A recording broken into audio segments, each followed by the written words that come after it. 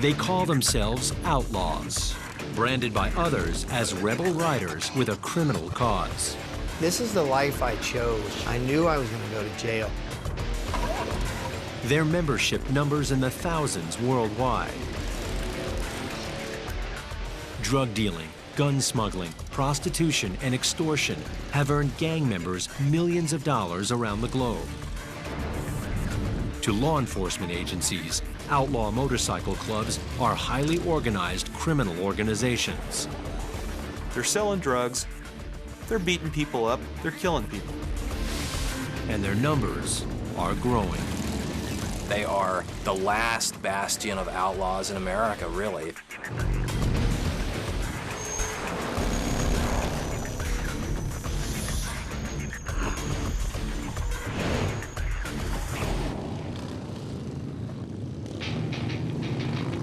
Outlaw motorcycle clubs are some of the fastest growing gangs in the world.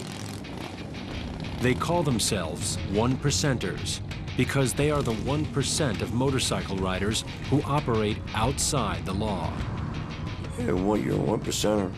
You live your life your way, regardless of what anybody thinks. I was a pretty cocky, arrogant son of a bitch. You know, all I wanted to do was ride and fight, you know? The 1% lifestyle. Living it, breathing it.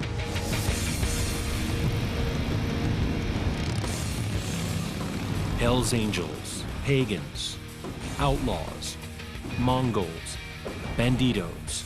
The names embody power and rebellion. Although there is one club called the Outlaws, law enforcement labels all one-percenter motorcycle clubs outlaw motorcycle gangs. But when people call us a gang, I find that very offensive. You know, I've never been a part of any gang. We're not a gang, we're a motorcycle club.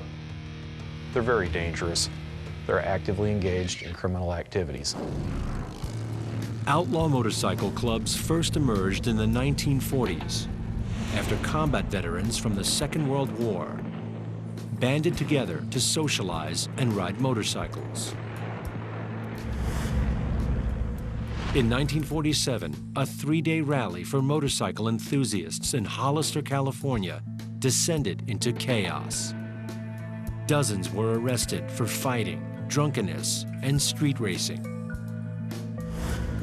The following year, in 1948, the first Hells Angels chapter was born. The American Motorcyclist Association deemed that 99% of the motorcycle riding population were law-abiding citizens. And it was the 1%ers that were the outlaws. Shortly after the club's creation came the distinctive trademarked death head emblem and logo. Rival clubs sprang up and eventually joined forces. The Hells Angels now has 230 chapters across America and in 26 foreign countries. Back in the 70s, it was pretty much a lawless club. You know, you did what you wanted to do, partied, doing drugs, whatever, riding your motorcycle. It's kind of something that was real intriguing to me. Current members hold to a strict policy of never talking with the media. This member agreed to talk only on the condition that we hide his identity. We consider ourselves the elite of the elite. We are the best. We're number one. Us as a Hells Angel Nation, we don't hang with any other club. We're number one, and that's the way we want to stay. For decades, members of the club have been involved in assault, extortion, bombing, murder, and drug trafficking. Weapons and drugs go hand in hand with the Hells Angels. We're the baddest of the bad. We can do anything we want to do.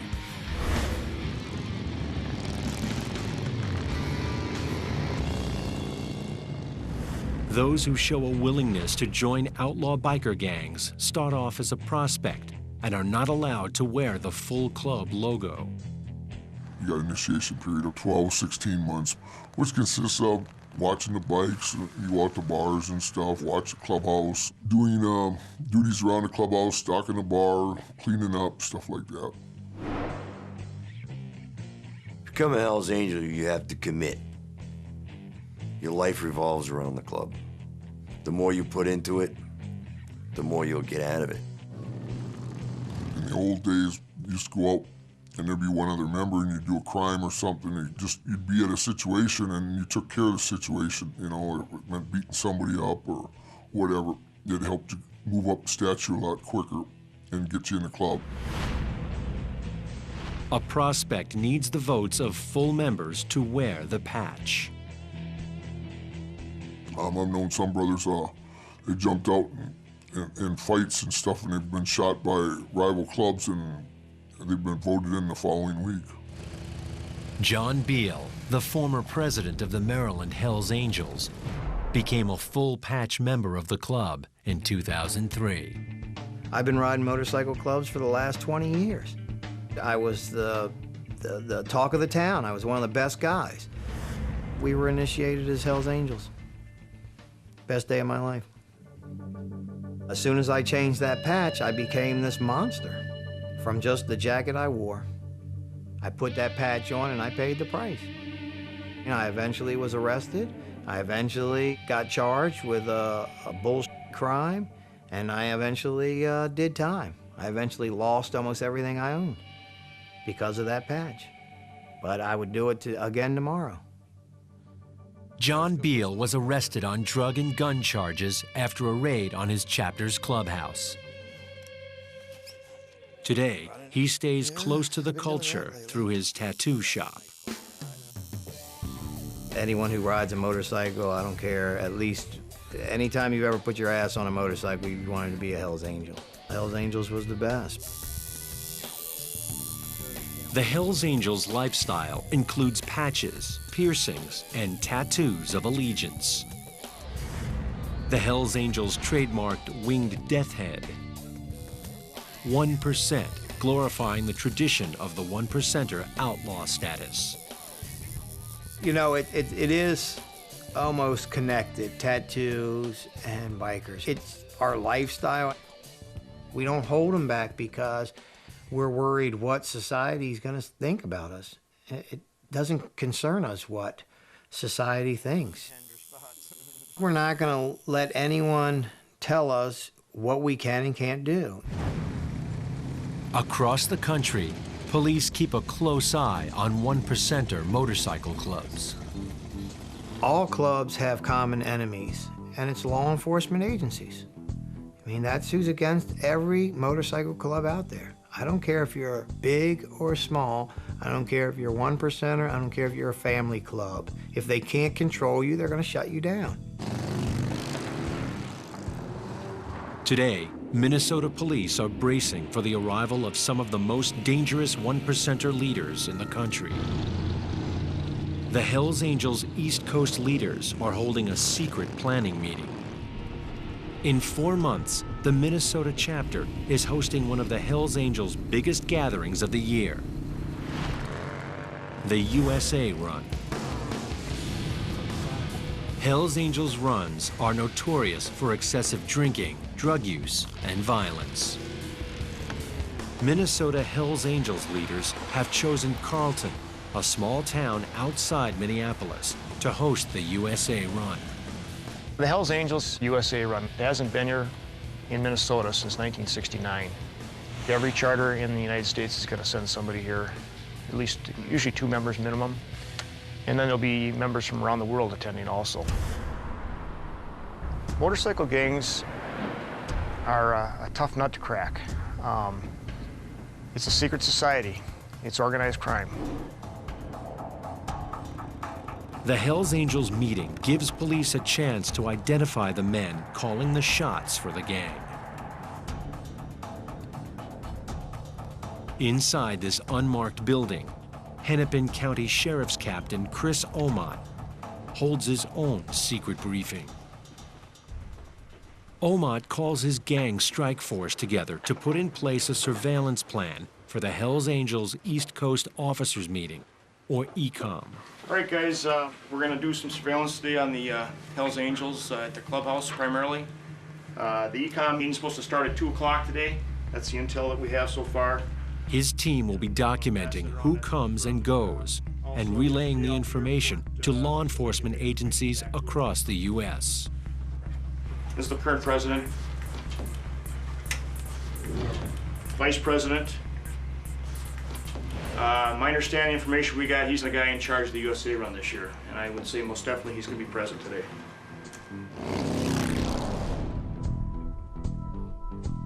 Captain Omot called in Steve Cook, who runs an organization that specializes in dealing with motorcycle clubs in the Midwest. Cook can offer valuable advice to police on dealing with the upcoming Hells Angels rally. He's worked a few of the USA runs in the past. And Steve, you want to just kind of fill in what we're going to be expecting this summer? Conservatively, you're looking at anywhere between 350 and 400 full patch, outlaw motorcycle gang members up in a small concentrated area. Cook will join Omot and his team as they surveil the clubhouse. Last but not least, treat them with respect. If anyone's going to be a jerk, let them be the jerk. Let's treat them with respect. Let's get our intel. Let's get that intel out after the meeting today. All right, guys, let's be safe. Coming up, a small Minnesota town prepares for an invasion. Later, police in Oregon brace for a gang war. The Minnesota chapter of the Hells Angels are holding a secret planning meeting for their infamous USA run.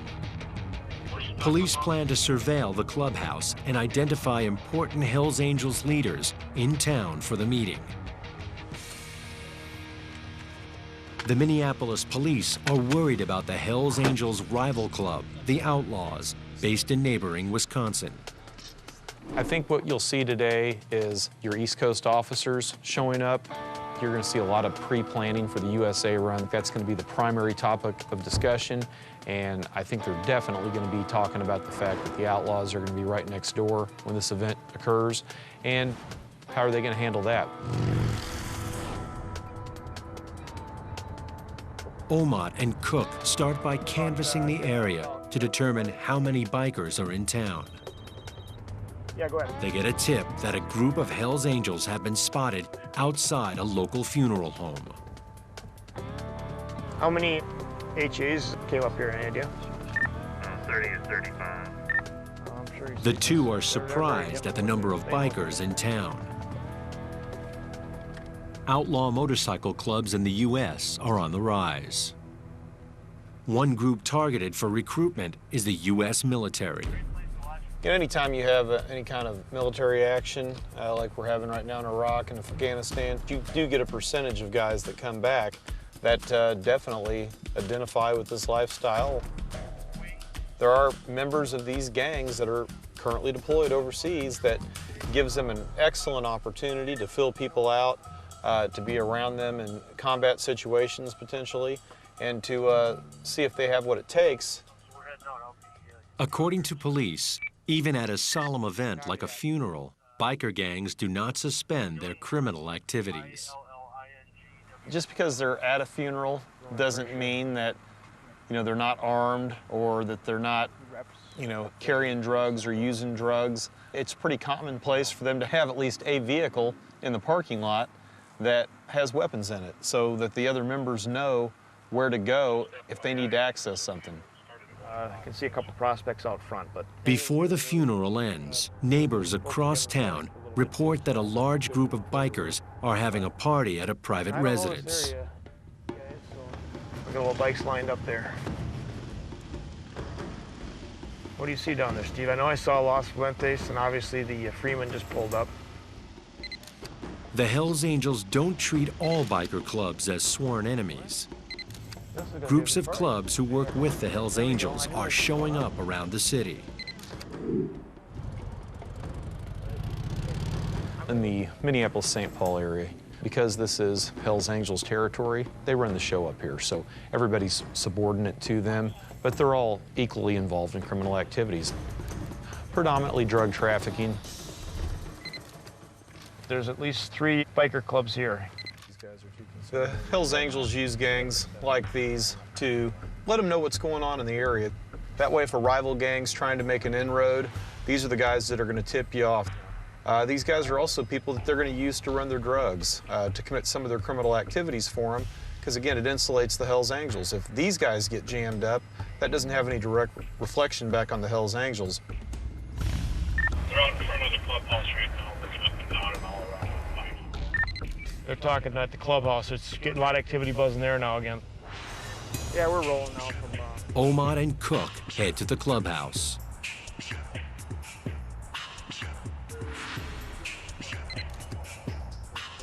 The Hells Angels have lookouts posted, a sure sign that something is going on. Yeah, Chris and Jeff were in the area.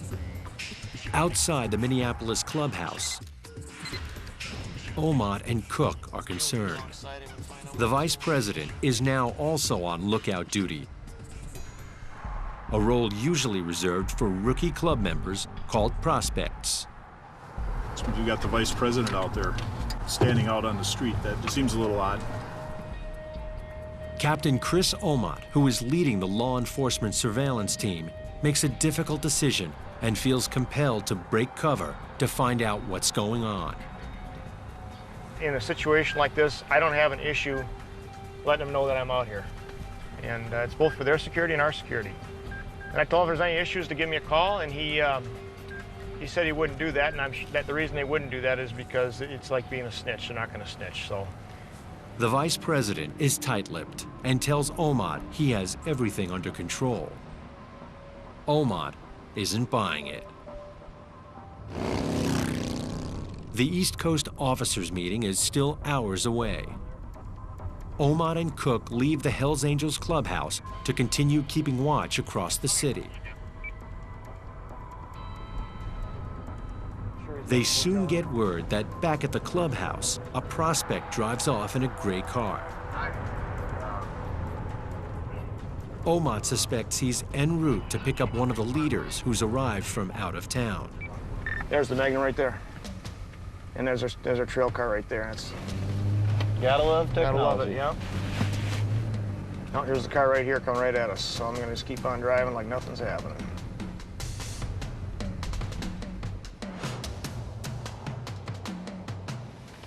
This is one of the hotels that the out-of-state members are staying at.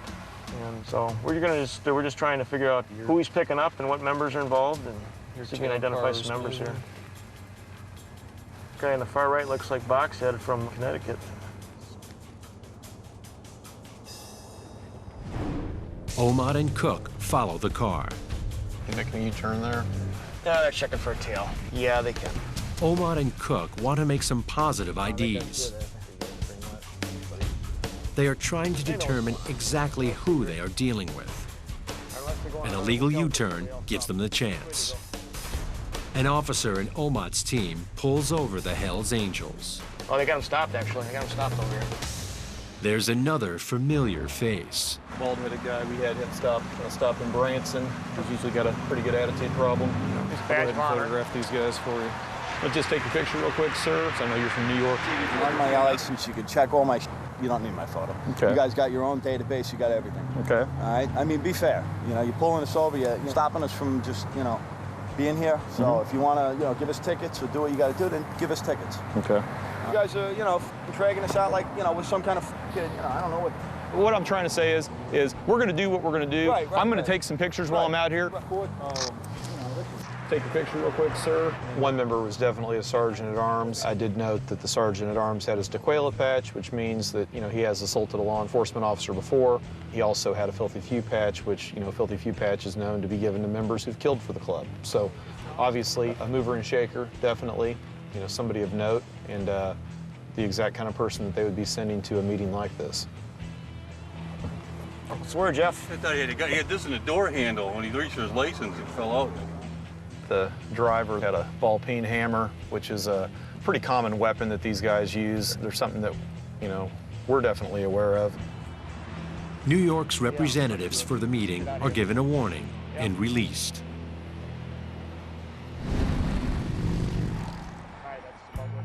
Back at the clubhouse, more than 50 delegates come and go.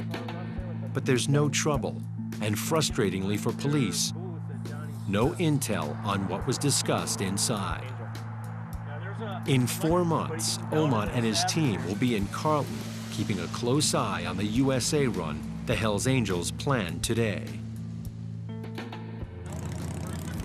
Because one-percenter biker gangs are nationwide, police are forming alliances to monitor biker activity. Halfway across the country, in Oregon, one of Omot and Cook's allies in the war against outlaw bikers is Detective Dave Burrows. He is battling a sudden influx of Mongols into Eugene, Oregon. Burrows is an undercover officer and cannot be seen on camera. The outlaws, the Mongols, have allied themselves in a war against the Hells Angels. The Hells Angels throughout the world, we believe, is somewhere right around 3,200 to 3,500 members. The Mongols have approximately 500 to 600 members. Their logo is a Mongol warrior wearing sunglasses and astride a chopper. The motorcycle club was established in 1969 in Montebello, California. Like the first outlaw motorcycle clubs in the 1940s, most Mongols were former U.S. servicemen. This time, veterans of the Vietnam War. Like the Hells Angels, the Mongols have their own patches and symbols. This is the Mongol skull and crossbones. I've been told by a Mongols member that this means that that person took care of business for the club. And what that means is they've committed some kind of act of violence on behalf of the club, either against another club or against law enforcement. The 1%er Mongol forever, forever Mongol. It's a 1% diamond. That means they consider themselves to be 1% of the motorcyclists who live outside the law. Coming up, federal law enforcement agencies infiltrate the Mongols Motorcycle Club. The Hells Angels target a Mongol leader. And the Mongols make a risky move, breaking protocol as they push into Oregon. In Oregon, police are closely monitoring the Mongols' expansion into their state. Years earlier, the growth of the Mongol Motorcycle Club in California sparked a violent turf war with the Hells Angels. Yeah, there was a lot of blood spilled, definitely. But that's what happens when you go to war. I'm not going to deny the fact that we're not violent. We're very violent, but only when pushed. I already lost one war in Vietnam. I wasn't about to lose another one. The turf war over California led to the deaths of several Hells Angels and Mongols. The clubs eventually reached a fragile truce.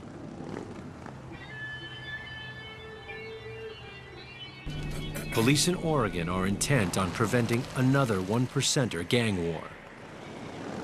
There is reason for concern. The Mongols are currently a club in crisis. In several undercover operations, federal law enforcement agencies infiltrated the Mongols and arrested over 500 members on illegal racketeering charges. And in an unprecedented move, the government seized the Mongols' trademarked patch. By law, members can no longer wear it. The club has redesigned their colors and now wear a modified logo. I have the right as an American coming out of Vietnam fighting for my country. If I want to put on a Mongol patch and fly down the highway, that's my right. There's nothing wrong with that. You want to take my patch and have me not wear it, it doesn't mean I'm going to stop being a Mongol. You're just not going to know who the Mongols are anymore. Once you're a Mongol, you're always a Mongol. We're not changing into another club. We're not going to fly another patch. We're Mongols. Mike McCartney is a former member of the Mongols. We're the baddest of the bad, the hardcore of the hardcore. Our hearts are pretty much into this lifestyle 100%. We live and breathe and die for our club. There's nothing more of a natural high than riding with a pack of of your Mongol brothers. Just the rush of the roar of bikes going down the road, the roar of that sound. McCartney played a key role in the Mongols' East Coast expansion, often encroaching into enemy turf. In a dangerous move, he chartered a Mongols club in Hells Angels, New York territory. According to McCartney, the Hells Angels retaliated by greenlighting him. If you're green-lighted, that means there's a price tag on your head to remove you out of that picture. Because in their eyes, if you're removed out of that equation as a leader, 99% of the time, those guys that are under you are going to be scared to take off.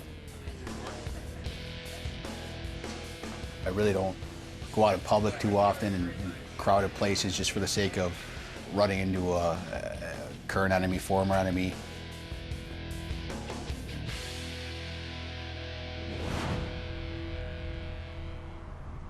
Currently, the Mongols are in a state of expansion.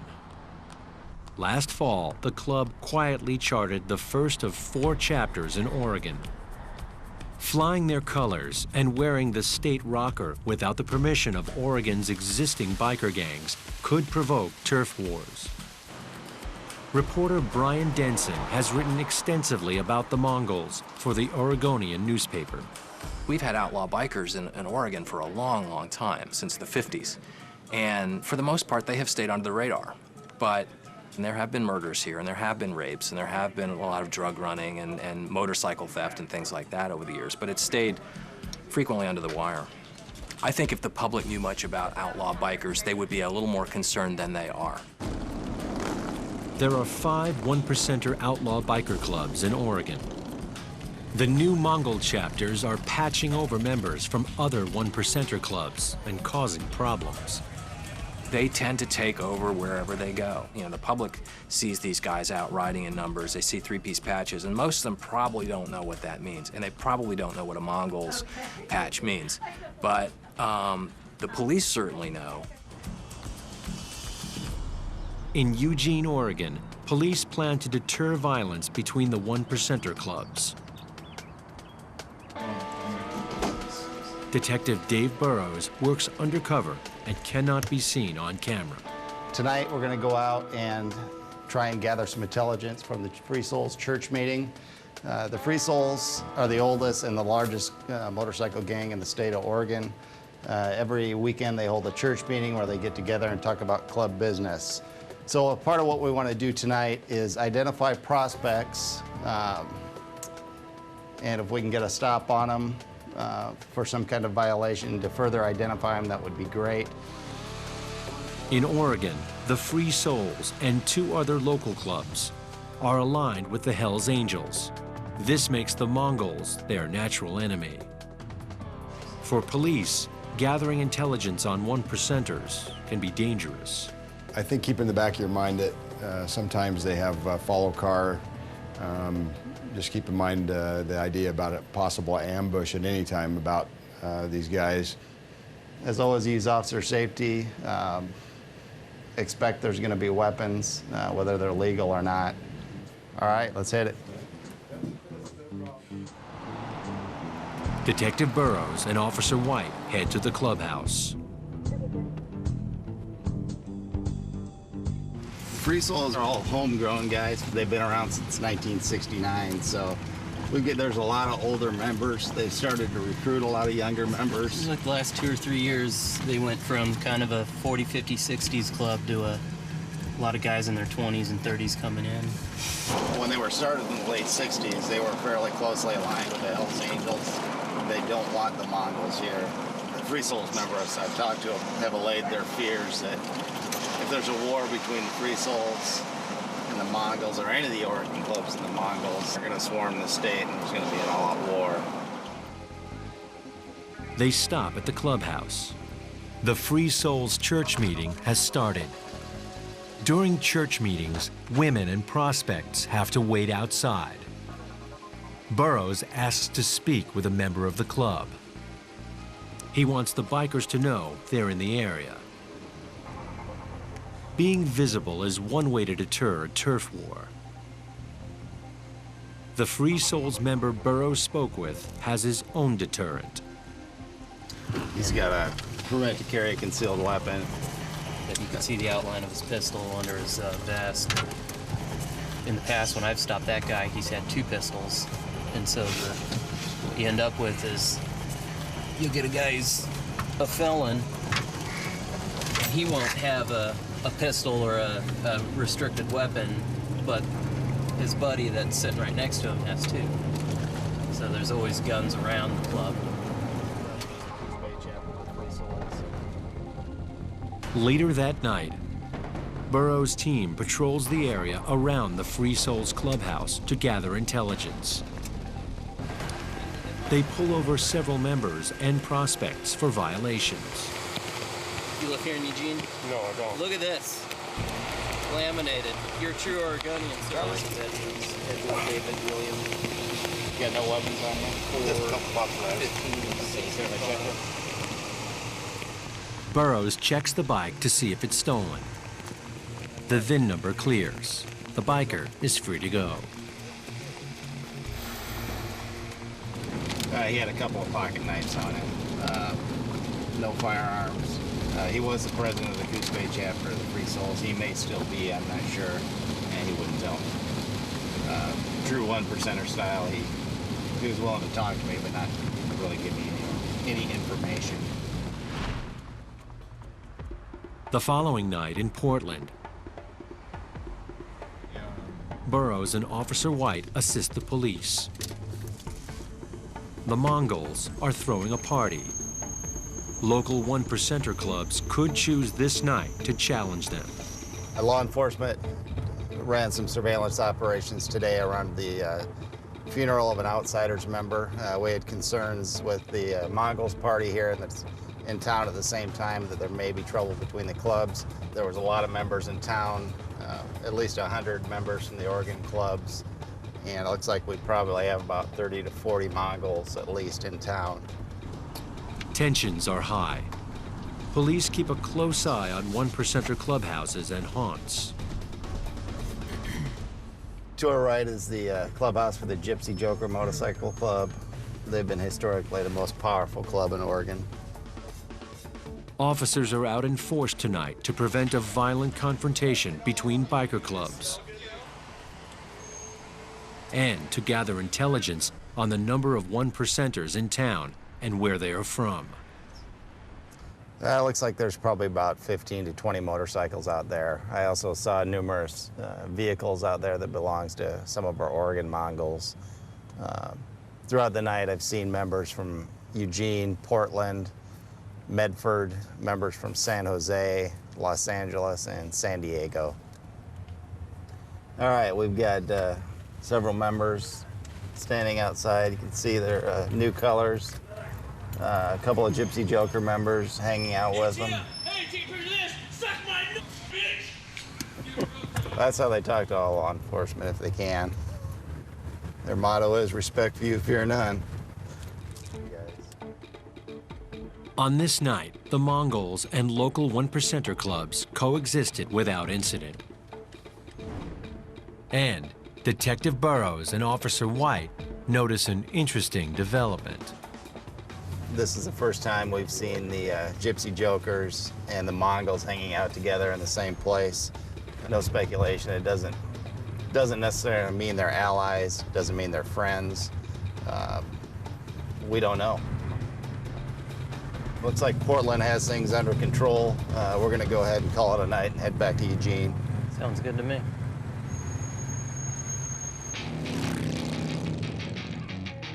Coming up, the Mongols and Hells Angels clash with deadly results.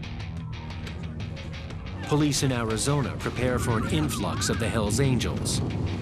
And 500 Hells Angels come to small-town Minnesota for the USA run. Wherever outlaw biker gangs are battling for turf, there is always the risk of violent confrontation. The Mongols and the Hells Angels have been at war for 3 decades. In Laughlin, Nevada, the public saw just how much the Mongols and the Hells Angels hate each other in 2002. A truce between the clubs was broken when more than 100 Hells Angels and Mongols brawled on the Harrah's Laughlin Casino floor during the Laughlin River Run. At 2 in the morning, 40 members of the Mongols were partying at the bar in the casino when a group of Hells Angels entered. We showed up at the casino to confront the Mongols. I walked up and tried to stop it. The green arrow on the footage of this actual event follows Roger Pinney. There was a few brothers that were kind of trying to defuse the situation. I was making negotiations. I was a national prison. It was my duty, I felt, to go up there and try to stop this thing, because I know from experience, once that first throw, bottle, anything comes down, people are going to die. One brother, Ray, he didn't like what he was hearing, and he kicked the guy in the chest. From that on, it just was no stopping anything. We were pulling out hammers and hitting people, and it just escalated from one thing to the next. Knives, hammers, wrenches, bats, and guns were used during the fight, sending casino workers and players scrambling for cover. I saw an HA grabbing one of my brothers. I grabbed him from behind and pulled him off, and that's when I was stabbed 3 times in the back and thrown to the ground and kicked and punched. The deadly brawl left 2 Hells Angels and 1 Mongol dead. In total, over a dozen bikers were injured. Kind of a overreaction to a situation that I don't think needed to go that far, but we will do what we got to do when we got to do it. Despite their violent reputation, the Hells Angels claim they're held together on the strong bonds of brotherhood. A brotherhood that extends beyond the walls of prison. In Florence, Arizona, every year, Hells Angels from around the country gather for the Florence Run. The purpose of the run is to support club members incarcerated in several of Florence's 9 jail complexes. This is the 25th anniversary of the prison run. It started as a way for the bikers to show homage to their incarcerated friends and their clubs. We have a large police presence here just to make sure that we don't have any problems. Police anticipate 1,500 Hells Angels and affiliates will participate in the prison run. I need another set of barricades right here, all the way across. They set up barricades along the route.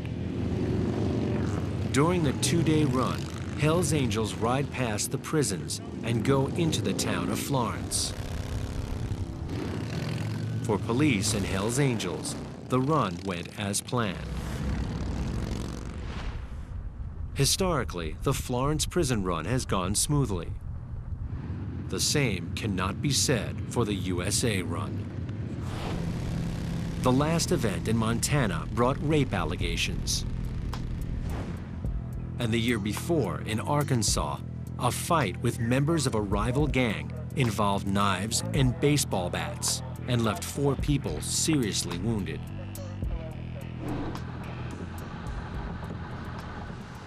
In Minnesota, state, local, and federal authorities are prepared for the coming onslaught of 1%er outlaw bikers. As the Hells Angels USA run nears, reports start coming in that the Hells Angels rivals, the Outlaws, and potentially their allies, the Mongols, are threatening to cause trouble at the run. Understanding the violence the Angels are capable of when confronted by a rival gang, law enforcement is potentially facing a big problem. Getting in fights, getting shot, or warring with them is probably as common as you go into the store every day. We deal with it every day.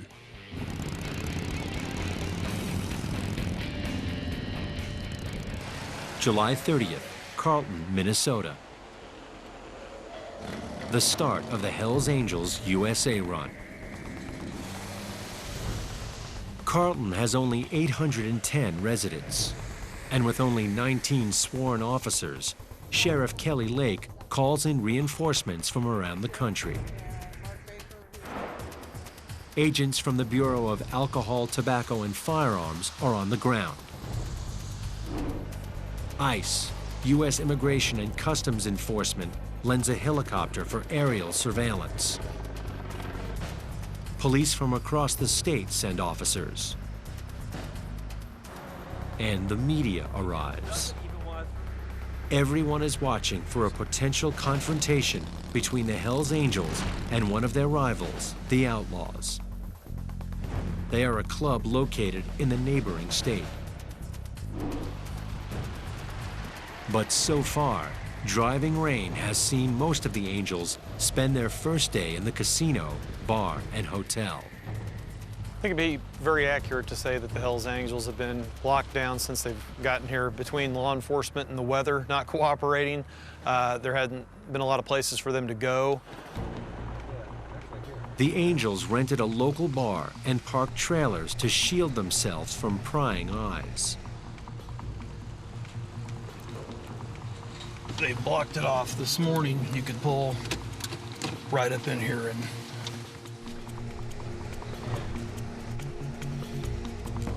Word arrives from police conducting surveillance in Wisconsin. The Outlaws and possibly their allies, the Mongols, are beginning to mass on the border. There's a real threat with the Outlaws being within 10 miles of where we're standing. All it takes is for one or two members get a little, liquor in them, and next thing you know, it sounds like a real good idea to, hey, let's go flex our muscles, beat our chests a little bit, let's go drive to where the Angels are, see if we can find one out. Next, the bonds of brotherhood are tested as the Angels move out to defend their honor. Tensions mount as the Angels head for the border to confront their rivals.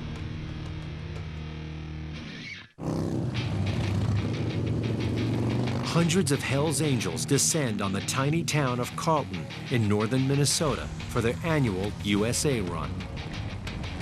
For 3 days, an uneasy peace has been maintained through a heavy police presence. But now there's a new threat, as several chapters of the rival Outlaws Motorcycle Club have been pouring into the nearby state of Wisconsin, less than an hour away. Each group is prepared to do whatever it takes to defend territory. For the Outlaws, that includes Wisconsin, while the Angels claim Minnesota.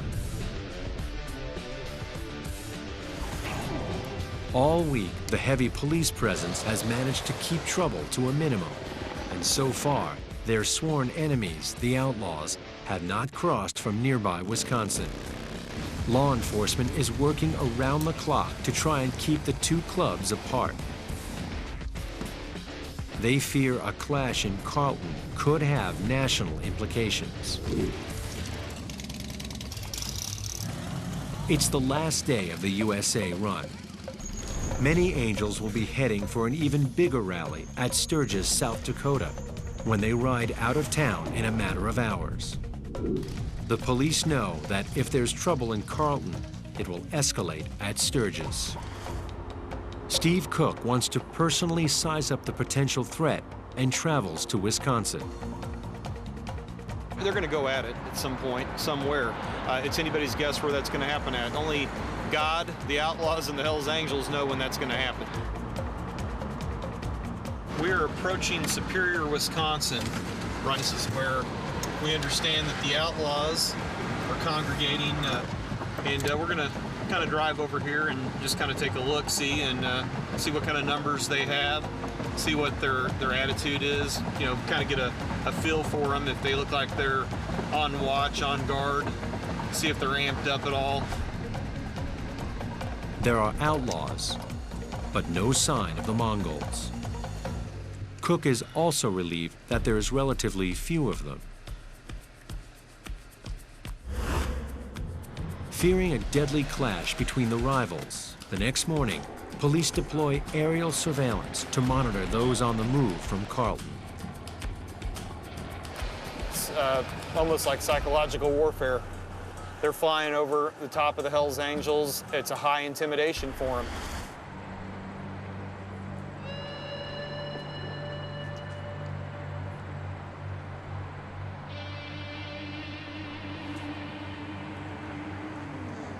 On Interstate 35, a group of angels are spotted making a run for the border just 2 miles ahead.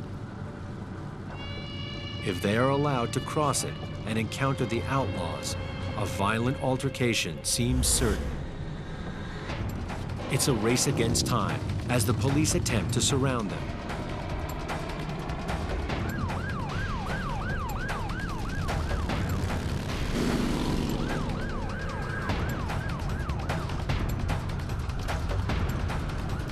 The angels are corralled into a parking lot where they're searched for weapons and questioned. Eventually, they are allowed to leave.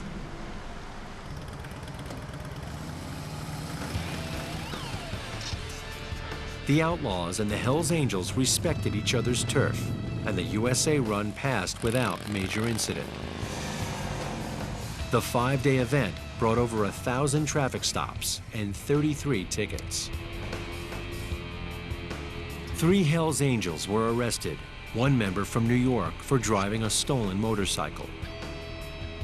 This by far has been the best laid out operation that I've ever seen on a Hells Angel event like this. I think it took the Angels by surprise a little bit because I think they expected to, hey, we're going into small town USA up here, we're going to take over the town. 1%er biker clubs maintain that they are misunderstood and unfairly targeted by law enforcement. However, those who monitor the organizations insist that for many members, the clubs are simply a cover for widespread violence and criminality. The Hells Angels motto sums up the 2 points of view. When we do right, no one remembers. When we do wrong, no one forgets. There's a mystique, I would say, about Hells Angels. 1%er clubs. There's a mystique to it. It's like that saying goes, for those that understand, no explanation is needed. For those that don't understand, no explanation is possible.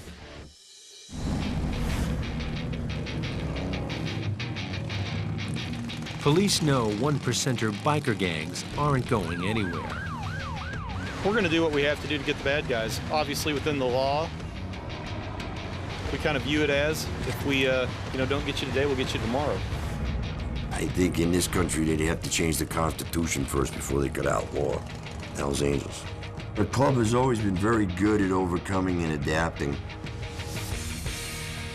Hasn't been around this long by accident, that's for sure.